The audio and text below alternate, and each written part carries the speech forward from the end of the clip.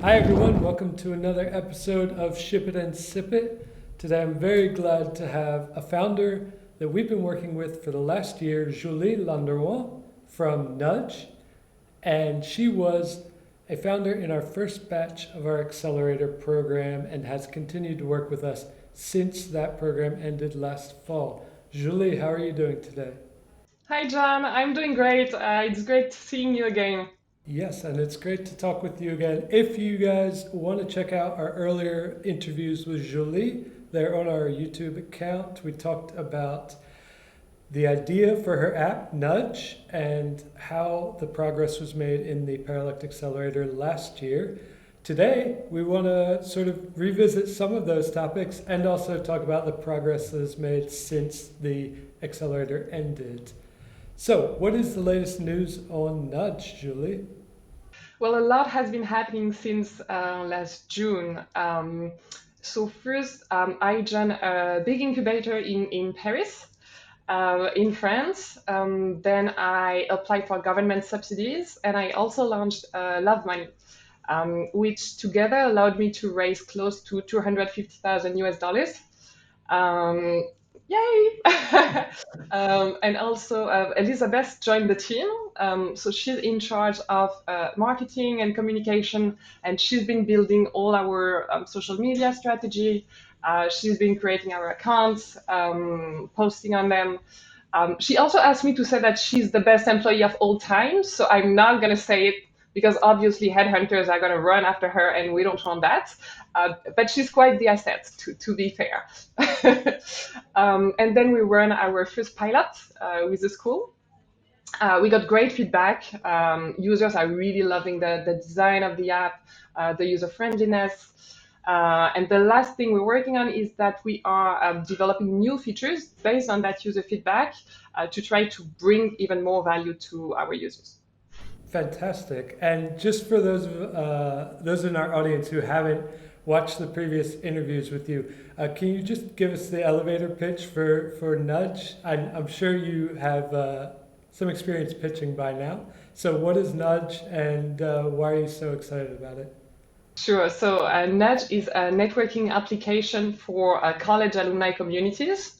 So basically, for every alumni in each school or university community, we're asking them what is their current main professional or personal challenge.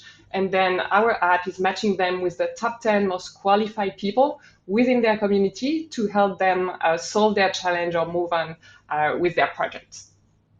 Fantastic.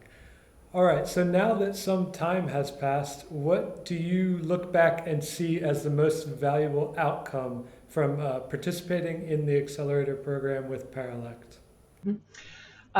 Well, the accelerator has really been a key milestone for me and for Nudge, for both, for many reasons, but I think there are two main ones. The first one is that it really gave us credibility in front of our future investors. Because once you already tell people, okay, I already have someone who invested in us, your status changes. It's like you're becoming part of that pool of funders that are 100% committed to their projects and funders that are dedicating a lot of money and time both to that project. So they know that you will do whatever it takes to achieve success. So that was really a big help for us, and we really saw the before and after working with Paralect. The second main thing is that the product that you guys built, even the MVP, already looked like the finished product. Like every time, literally every demonstration of the tool I've done with every single prospect since the beginning, the first reaction is always like, whoa, like the design looks great. It's super modern. It's super intuitive. It's user friendly. It looks like exactly like WhatsApp or Facebook, or it's like that kind of standards. So that really helped as well because even if you don't have all the features yet, at least it already looks very professional. So I would say that would be the two main ones. Fantastic. And I will have to let our design team know and your designers from Nudge about that feedback. And I'm sure you've told them as well. But that's great to hear. And I want to talk a little bit now about your experience as a founder because a lot of social networks and a lot of founders on social networks are glorifying and highlighting how fun and interesting and challenging and all of those things it is to be a startup founder. What's the experience been like for you? And just fill us in. How has your life changed now as a founder? Sure. Um, as you said, I've been very influenced by people on social media saying that it's fun to be a founder. Um, Now, stepping back, I think fun is probably the last word I would use to describe the experience. Um, it is meaningful, and you do feel like you're very aligned with yourself because you're actually doing something that you really want to do. You know, it's like very few people dare reaching out for their dreams, and you're actually trying to do it. So definitely, that's very meaningful, and that's also an incredible learning journey. About yourself, about how to become a founder. I mean, you definitely learn a lot about what you're able to do and what you're not able to do. But it is not fun. Like, honestly, my job, like my main day-to-day task is to hear no for an answer. It's like you go to investors and you pitch, do you want to invest in my company? And they said no. And then the next day you have to go back and convince other investors. And like you go to prospects and you're like, do you want my product? And they're like, no. And then the next day you do it over again. And then you go and want to hire people. So you go to professionals and do you want to become an employee? And they say, no, we don't know you. Who are you? So that's the job. So I wouldn't want to do anything else, but I wouldn't say it is fun. All right. Well, let's dig into that just a little bit. It's, were you expecting that, or how? And how do you sort of? I guess a lot of people talk about imposter syndrome, and so before you start, you feel like you can't do it because you're not ready, you're not smart enough, you're not whatever enough to become a founder, and then once you start, at least what you've said, you keep getting no's as responses. So how do you deal with that? What tricks do you have? I have a good example. It's a sad one, but I'll tell you anyway, because I think it matters to have a vision as accurate as possible from the truth before you start. Um, so what I wasn't expecting is that I knew it would be challenging because you hear it, but challenging almost sounds like it's fun, you know, ooh, it's a challenge. Right. But it's not challenging. It's hard, like really hard, like 10 times harder than what you think. And even though I was prepared for something tough, and also because I didn't know what exactly would be hard. You know, when people tell you it's challenging, you don't really understand until you face one of these things. Um, so I find what is the hardest is that I naively probably um, initially thought that I would be able to focus just on that, just on building the startup, you know. And as a founder, very often you think that if you set your mind to something and you just go and do it, it's gonna work, you know. Um, the truth is that probably only 10% of what you do will really, you know, contribute and be the way you want it to be. 90% is linked to circumstances. Is it the right time? Is it the right person? Is it the right product? So you don't have as much impact on success as you think. Now, if you don't have this 10%, then don't even try, you know? So you do need to be a go-getter and really go like, yeah, you know, every time I have a sales meeting, Elizabeth is laughing because I look at her and I'm like, go, go, go, you know, we gotta close it. So you do need this type of attitude, but it's not gonna be enough. Um, so what I wanted to mention, the example that I had in mind is that um, so you have other things that get in the way that are not linked to your startup because life still goes on while you're working, right? So, for example, if you decide to become a founder, you may not pay yourself, initially at least, because you can't afford it. All your money goes into the startup. So you're going to have to do things like changing houses, you know, relocating because you need something cheaper and you need to adjust your lifestyle. So that's going to take time and that's going to take your mind off of your startup. That's the easy part. Now, most people also have to take care of their family. And especially these days, I think that that's something that would probably speak to a few people. Um, in my case, my father got sick before I had to raise money, and he got COVID and he was in a coma for 10 weeks. And just before I started raising money, he passed away, and his sister passed away as well. Um, and now, when you know that you have to raise money, raising money means that every morning you wake up, you have to go and pitch, and you have to look like $1 million. Like you're ready to take over the world, like you are the best, you are full of energy, blah, blah, blah. Obviously, it's going to work. You've got all the KPIs. So you fake it every morning, you wake up and you're like, yeah, I'm the best, this is going to work, blah, blah, blah. And then you go home and you cry. And that part, um, you can't really anticipate, you can't really prepare in advance, but that's what the job is. So you really need to have a strong reason why you're doing that. And if it's like, I just want to become a billionaire, it's not a good enough reason, it's not going to work. But if you do have a reason that is strong enough and you really care deeply about the problem you're solving, um, you're going to become like the strongest you've ever been, because everything else will feel like almost nothing, a small obstacle. Oh, I've done so much worse. Um, then you will manage. So make sure that you have a reason that is strong enough. Yeah, and I mean, that's just such a powerful example. And, you see people walk away from startups for under much less horrible situations than you went through as a founder. So my highest commendation on persevering through that time, and I'm sure it was very tough for your family and to pitch at the same time. It sounds very hard, but I hope at this point that things are a bit brighter. Um, let's talk about your day to day, maybe since then and since leaving the accelerator program. And as a founder, what has sort of surprised you, maybe in a good way, about being a founder of Nudge and your own startup?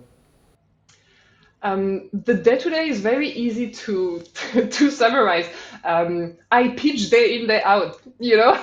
That's all I do. You pitch to investors, you pitch to clients, prospects, you pitch to business partners because you want to keep working with them. You pitch to your employees to make sure that they're still motivated. So my whole day to day task, yeah, it's all about pitching, really. And of course, you know it before, but I think I didn't realize that it's really a sales job. Most of the job is to sell, and everything else that you have to do during the first year or so. After that, you don't do it anymore. You start having a team, and people will do the other things, like for example, the setting up your company, all the admin stuff. You're going to have a lawyer, you're going to have an accountant who are going to take care of all these things, looking at how much taxes you need to pay and who you need to pay to. And in France, there are a lot of taxes, so you really need someone to help you with that. Yeah. And then Elizabeth is here now, in charge of marketing and communication. So really, the two things I do: I pitch to investors to get money, and I sell to clients to get money. That's my job. And I actually got to like it a lot more than at the beginning, because initially I was more interested in the idea of solving a problem, finding the audience, finding the exact right fit, and building something that would solve that. More like really problem solving, and getting a no. I wouldn't really like it that much. But then you start learning. You start liking it because you're improving your pitch every time. So I literally have an Excel file with all the prospects I ever talked to, all the reasons why they said no, and then I have the yes column. What should I tell to the next prospect so that they don't say the same thing next time? So that's most of my job. Awesome. Well, let's stick to pitching for a little bit because, as you said, you've done a lot of it. What have you learned along the way about pitching, and maybe for founders that are coming into our accelerator, our second batch of the accelerator program, what tips do you have for them for delivering a fantastic pitch? The most important to me, and I didn't know that at the beginning, is not to rely on your gut feeling, but to run analytics on your pitches. So it's really to try to understand after each pitch. Let's say I've pitched to 20 different prospects. What were the reasons for which they said no? So 5 of them, let's say, it's going to be about a budget. 5 of them is going to be about they're already working with a competitor. And the rest is going to be we never work with startups, only big companies, or we've always done it one way. Why should we change?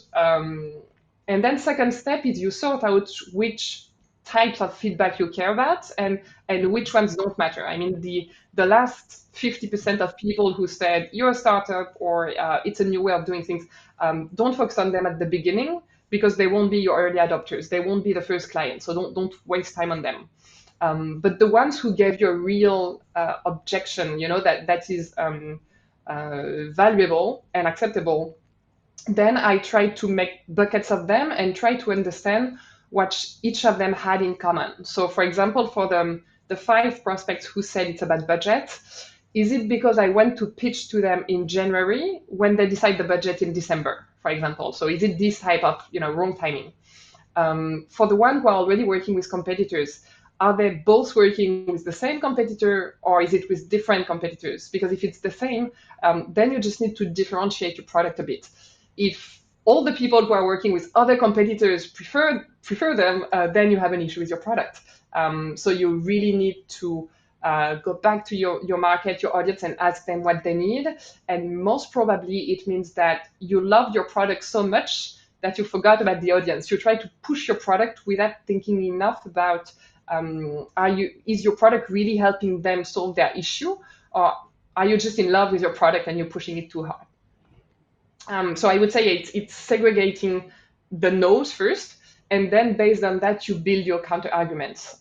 So every time, as I said, you've got this Excel table, and every time someone says no, you're trying to find a way to turn it to a yes. And sometimes you can just do some research. Sometimes they just need statistics, proof that what you're saying is actually true. But they thought that you just announced it as if it were a truth, and it isn't. Sometimes it can be just preparing the answer. Like they told you something that you were not expecting. Like, I don't know, I'm going on maternity leave, so I can't talk about that before the next 3 months. And you're like, okay, there's nothing I can do. But then if you think about it, you will think that, okay, maybe I can talk about this. I can talk to this other team because it's kind of related. Maybe they would have more time. So you find different strategies. And then sometimes when really your product doesn't solve their issue, then you need to add a feature or you need to tweak it a bit to try to solve it. But I found that doing analytics really helps. Also because it's not my default mode. Now I'm getting better at pitching. So if someone says no, I'm just going to find an argument on the fly somehow, but it's a lot more powerful if you've analyzed everything and if what you say is actually measurable, strong, and you can mention where you got it from. Yeah, that's really interesting about the analytics side of the results from the pitching. A lot of people have written about just having more equity in venture funding across Europe and the US in terms of underrepresented founders. I was just wondering, as a female founder in Europe, have you noticed any sort of just, I guess, pushback just because you're a woman? Or is it like not visible, but you sort of feel it anyway? Or how's that for you? It's difficult to say at that stage because I've done a lot of money and I've started to go and talk to angels, but I haven't talked to VCs yet or to that many business angels. So when you do a lot of money, you go and talk to your friends, colleagues, family. So of course you don't have that feeling. So I think that's a good question for in 6 to 12 months. But for now, it's difficult to say. What I can say is that there are more subsidies that are now available for female founders.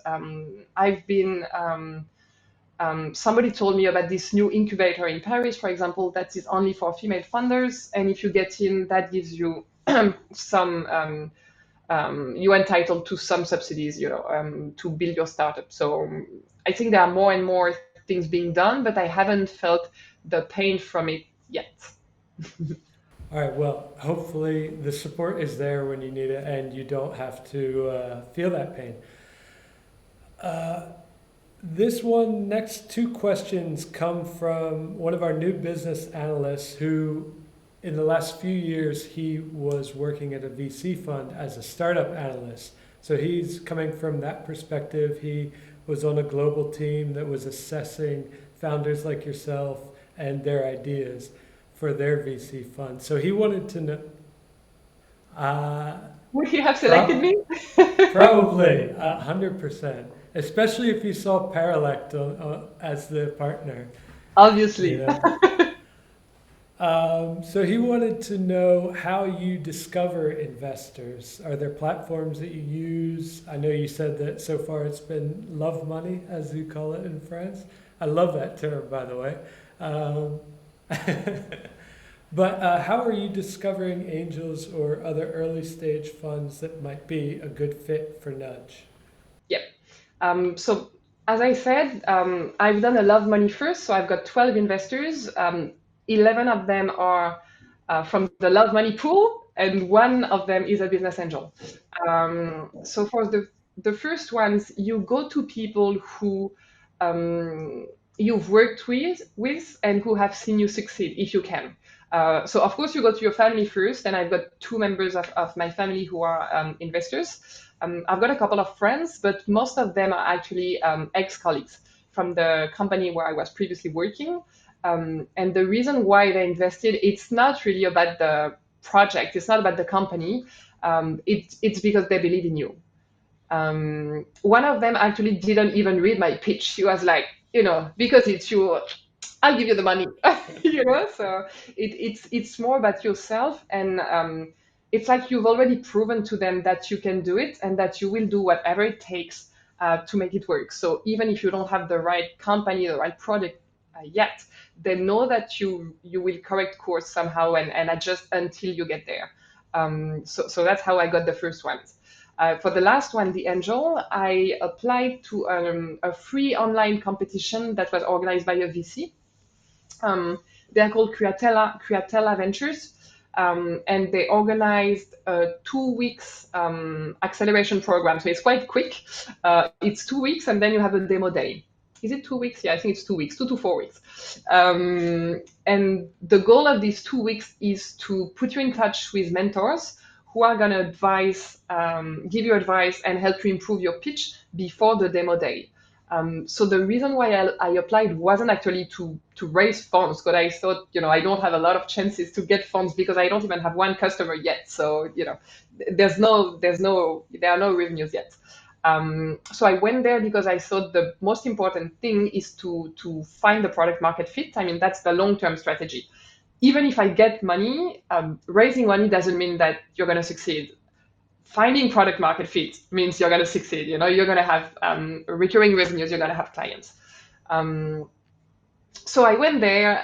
The mentoring was great, and one of the guys is actually still my mentor today. So I'm calling him every few months, and he did give me a great tip, and he helped me improve the strategy when I go after school. So just for the example, because I think it speaks for itself, he had heard about some clusters of schools that have partnerships with each other and that are closer between themselves than with other schools they are not partners with.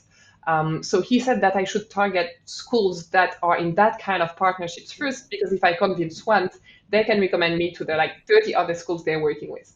And that's actually what's happening right now. Yesterday, I had a call with a school, and they said, well, if we sign with you and if your product actually delivers what it says it will deliver, I recommend you to the 32 other schools that are part of our network, and I'm sure they're going to say yes. So that had tremendous value to actually talk to mentors. And then just for the fun fact, and because it always makes me happy to remember this. So I went to that demo day thinking that it's just training for the pitch.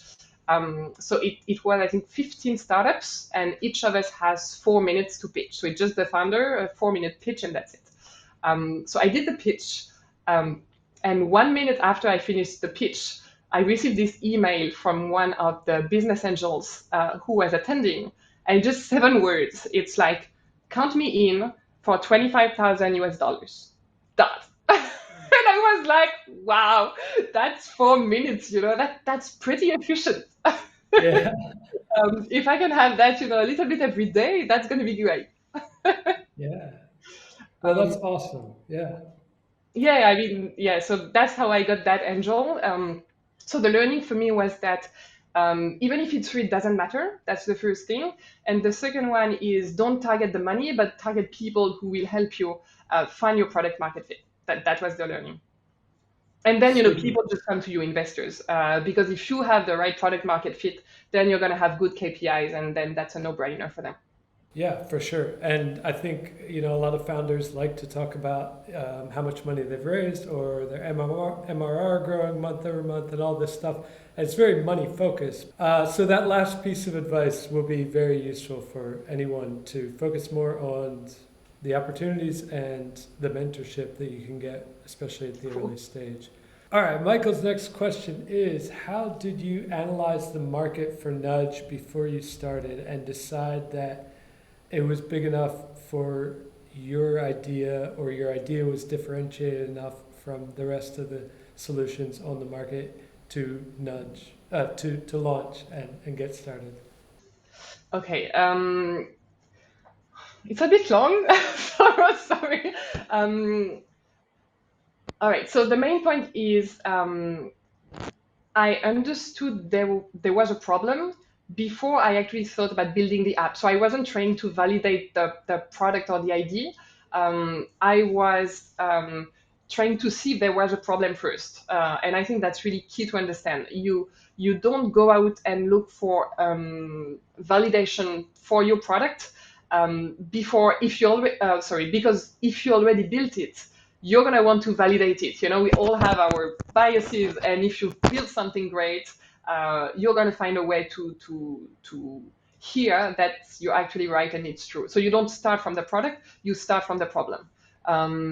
So what you do is that you need to find, as you said, a problem that is big enough to be solved. And the easiest way to identify that problem is to start from the problems that impact you directly.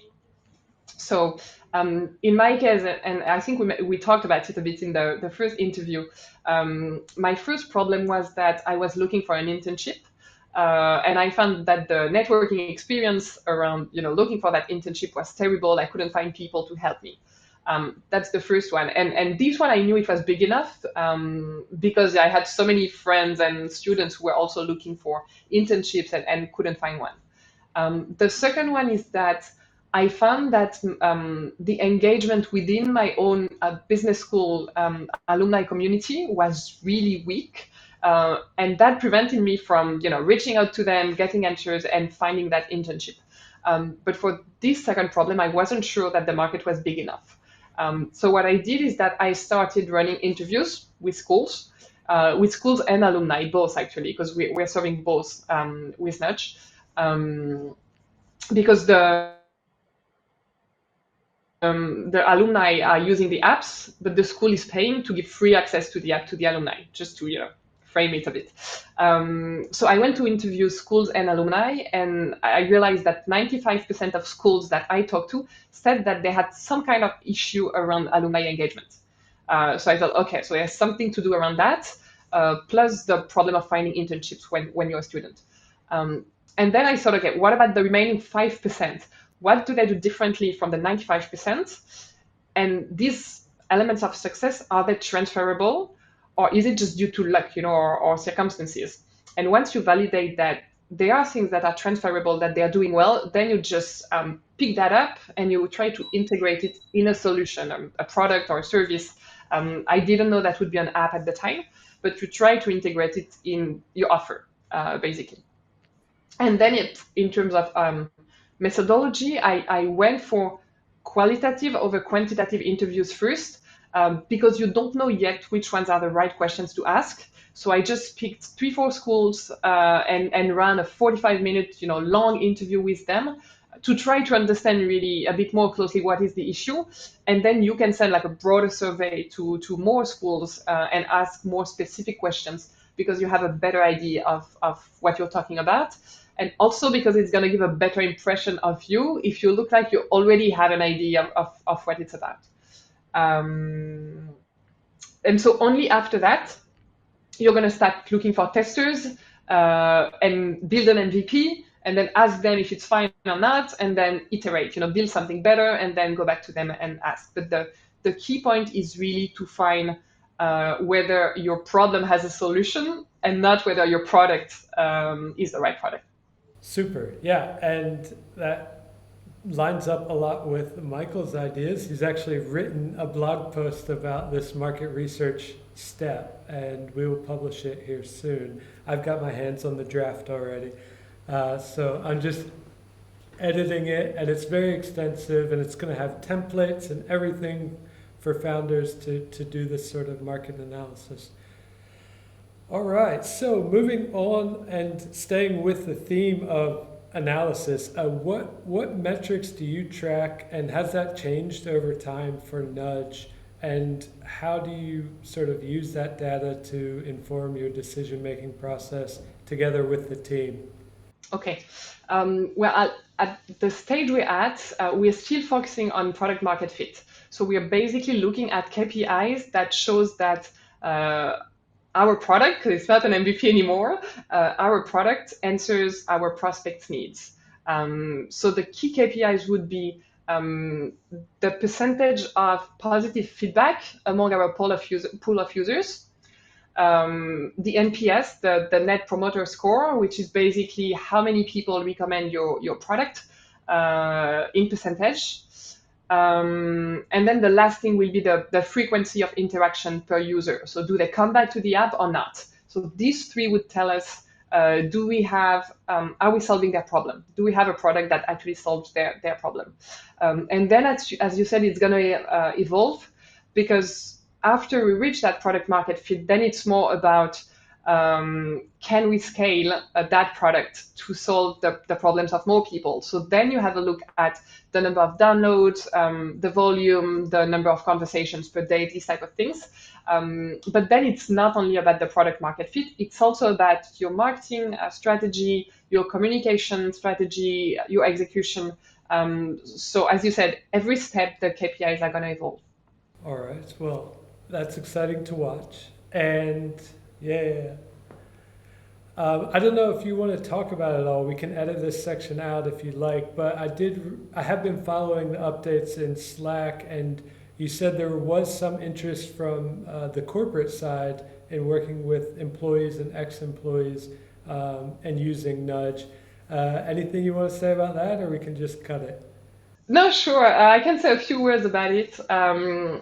I I have two different ex-colleagues who came to me, and they said, "Well, I've seen Nudge. I think that would be great for my own company, because they want to leverage the pool of ex-employees that they have, and they think that would help for business referrals, so that they would get more clients if they can kind of create a stronger community of their ex-employees." So what I've been working on is market research. So it's the same process all over again. It's not, does my product fit their needs? It's more, what is their problem and what product needs to be built to solve that? And I've interviewed at least 20 companies so far of the same industry, and the feedback is really good. The only thing is that I can't target too many audiences at the same time, because again the product is going to be different, because their problem, even if they are similar things, are not exactly the same, and so we need to prioritize which features we're going to develop, and I don't want to introduce competition between schools and companies. I still care about the schools and students and alumni a lot, so that's priority number one for now, but there is definitely good potential with the companies, and I'll just give you the preview, but yesterday I was talking with one of these companies, that I'm very close with. I have a good network with. Um, and they said that they would like to launch a pilot with us. So I am the one saying, "Whoa, hold on, I don't have time right now." But for the future, that would be good. So what I'm trying to do to be ready when it comes is to make sure I know all the key stakeholders in as many companies as possible, so that when it's ready, I can go to them and say, "Hey, it's ready, let's go." So that's my strategy. Super. Well, it's exciting, and it sounds like Julie may turn into a serial founder in no time. So, um, let's wrap up. Last couple questions here. First, a really general one.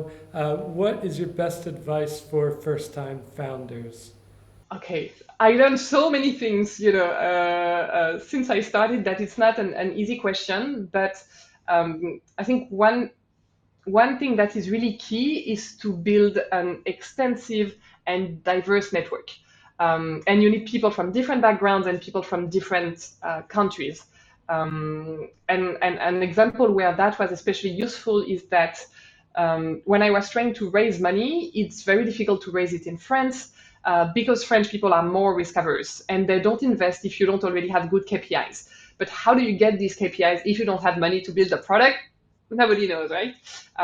So if you have people from different countries in your network, then if you don't find something in one place, you go to the next place. So out of my 12 investors, only 3 are French and 2 have dual nationalities. Yeah, it's really like the whole world is investing in the company. People are from everywhere, but that helped me a lot to raise money. So that's the first thing, to have people from different places. The second reason it's going to help is that you're going to be a beginner at almost everything you do. So some people already have some experience, like lawyers launching a company, at least they know the legal side. Salespeople launching a company, at least they know how to pitch. But for me, I had none of that, so I was new at everything. And it's a lot easier to just go and text a friend and ask, how do I contact a journalist, for example, than just yourself, kind of go to university again and do a 5-year master degree in journalism to try to understand how to do that, right? So really leveraging the network has been super, super, super important to me. And I feel a bit like I'm asking for help every time. But to be honest, you're also giving an opportunity to people, to people to help you. And usually they love it because they feel useful, and then they know that you're gonna have to give them something back at some point. It's kind of nurturing the whole community. For sure. And I think that's definitely true. People are generally want to be helpful when they can, especially when they see that someone is taking such a risk, putting everything into a startup for the first time. And everybody wants to see that person succeed, maybe except their competitors. But everybody Even the that competitors, actually, I had a call yeah. with them, and they were almost like, "Oh, I almost want to help you. I won't, but." Yeah, it's definitely not like a zero sum game. It's definitely more of a win-win thing. So what's on the horizon for Nudge? We've teased a few different directions already, but what can you say? Okay, I can't say too much. I need to keep some some suspense. But so two things. The first thing is that we are developing new features for Nudge. And I want to thank the team for being so amazing about developing these new features at Paralect. So that feature is to bring more value to our users and also to build alumni communities faster, so to make it more efficient. So what we're developing is the ability for alumni to create groups around shared interests. And this is interesting because they don't invite only people they know inside their community, but they invite people that either they don't know, they've never met because the university is so huge, you can't know everyone, or people they've lost touch with and they really want to be in touch with them again because they've got great memories together. So we are working around that, and we're giving them the ability to create events to meet each other again, pool resources, help each other work on their projects together. So we are trying to make that even better. So that's the first thing. The second thing, as I mentioned, is about companies. So we're trying to have that other option. I don't think that would be another company. That would probably still be Nudge, but maybe a second product line or something like that. Super. Well, it sounds very exciting, and can't wait to watch more of the progress along the way. All right, and last question from our side. This is a bit selfish, maybe, but given that you were part of the first Paralect Accelerator batch, and given that, like all humans, we want to do things better the more times that we do them, we want to make the second one better than the first one. What do you think that Paralect can do to improve batch two of the accelerator program? You set up a pretty high bar, so it's challenging to find things to improve. To be honest, the experience has been really great for me since the beginning because I was on my own. I was building this thing on my own, and all of a sudden I've got a team with like 15 people who are both very good, very smart, and also very supportive. So that's been a lot of help for me.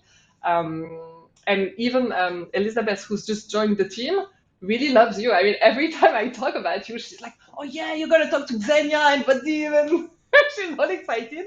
Um, so even yesterday, when I was sending a message to your team saying, "Listen, I'm sorry, but I've got this new prospect, and then need that new feature pretty fast. Can we make sure that we're getting that out as soon as possible?" Her first reaction was, "Oh, poor Maria and Eugenia and Vadim. It's so much work for them." Sorry, I don't want to laugh at that pressure, but I just find it very funny that she's loving the team as much as I do. So on the team side, at least there's nothing to improve. Just to answer your question, John, what I was thinking is that we were only two founders at the beginning, but now you're getting more and more people. So one thing that is going to be great in the future is that if you can facilitate the sharing between founders, because we were only two initially, right? So I reached out to Mohammed directly and I was like, okay, I'm the other winner. Let's have a chat. But I think the more people you get and you involve inside the accelerator, the easier and the more valuable it will be to get people to share with each other. And I'm obviously really ready to help the new founders as well. Awesome. Yeah. That's very interesting. I know that our plans so far are to keep just two startups per batch, but maybe we'll take your advice into account. I guess I could reframe the question though, because into a marketing perspective, because there's so many accelerators and incubators out there right now. How do you think we can differentiate what we offer with such a crowded market? And this is totally selfish. This is just for me. Right? Right? Okay, you're just asking me to find the answer in 30 seconds. All right, well, what convinced me is really your team. So I think what you're doing with the social media strategy, interviewing the best people at Paralect and all is really a great one. Maybe you can scale that up a bit. And I'm happy, to brainstorm more about this. But what personally convinced me, I think I said that in the first interview, was talking to Igor. Like, honestly, 90% of the decision was based on that. I was like, this is a smart guy. He looks like he has good intentions. I want to work with that guy. So I think there's something to do around your team. Also, because when I was comparing incubators and accelerators, um, there are some others where I found that the team was really arrogant, not nice, looking very close-minded about the type of founders that they wanted. They need to be able to make their own product. If they're male, that's probably better. So, just a few things where I thought, okay, they have um, good KPIs, but they're not really people that I would be happy to work with. Whereas you're both really good and also super nice, and it's really nice to work with you. So I think I would probably stress that part. And then Awesome. maybe you can have a kind of referral program or something. I can try to Yeah. refer people I know. That would work. Yeah, yeah, for sure. All right. Well, thank you so much for those ideas. I will take them to heart. Maybe I'll get some more interviews with Eager lined up in the future as well. Um, but thank you so much for your time. I saw that on our outline for this interview, you've added a question for me. So, I have a question for me because you're always asking me questions and I never get to ask. So I just thought about this one. I just wanted to have your feedback to like how was it for Paralect to work with Nudge and especially with a new startup that was really just a tiny idea at the time. How was the experience for you? I can't speak for everyone who's worked with you so much more. I can't speak for everyone that's worked specifically on your team. Everything that I hear is that they love it. But more generally, the whole idea of the accelerator program was to do exactly that, was to work with a founder that didn't have a huge budget just to kick off development per 6 month, development plan, with a founder who needed that support both monetarily and with the team to start their startup of their dreams. And we saw that we had a long history of success with founders like yourself, but that not everyone can just agree to the budget right away, right? So we felt like we were missing good ideas, good problems that were being solved by good people, right? We were missing this huge opportunity because of the financial demands. So that's really the dream of the accelerator program. And I feel like so far the dream is coming true. From my side personally, I love it because I get to talk with founders like yourself and Mohammed throughout the process, and that really gives me an insight into the founder experience that I don't normally get with the other products in our portfolio. Some founders don't really want to be that public about the partnership. Some founders are just busy, and I totally get that, and they don't want to do, co-marketing with me. That's fine too. But this accelerator program has given me the direct line into the founder experience so that I can take that and make better marketing material out of it and bring in more people like yourself in the future. So it's a great cycle for me. And it's been a really good way to get a lot more people on our team sort of into this product mindset and sort of into scouting, comparing to other accelerators, looking at the whole ecosystem, and in a sort of changing the way that Paralect can survive and evolve as a whole company together. So lots of cool things came out of the process, and we're very excited about the second batch. Cool. All right. Just on my side, I just wanted to say again that I'm super grateful for what you guys have done and that philosophy of being ready to help people who only have an idea and can't afford yet to hire a great team because you do deserve to be paid a lot. That changed everything for me. So thanks a lot for that. All right, Julie, thank you so much for coming on the show again. And please, if you know any other fantastic French founders or not French, anyone is welcome to apply. Head over to accelerator.paralect.com to check out all the details on the second batch, and applications are open until May 15th. So. Oh, my birthday. It's your birthday? Yeah. Fantastic. All right. Applications are open until Julie's birthday. And then we will all celebrate with the new founders that have made their way to the accelerator. Thanks so much. Have a great weekend, Julie. Bye, everyone.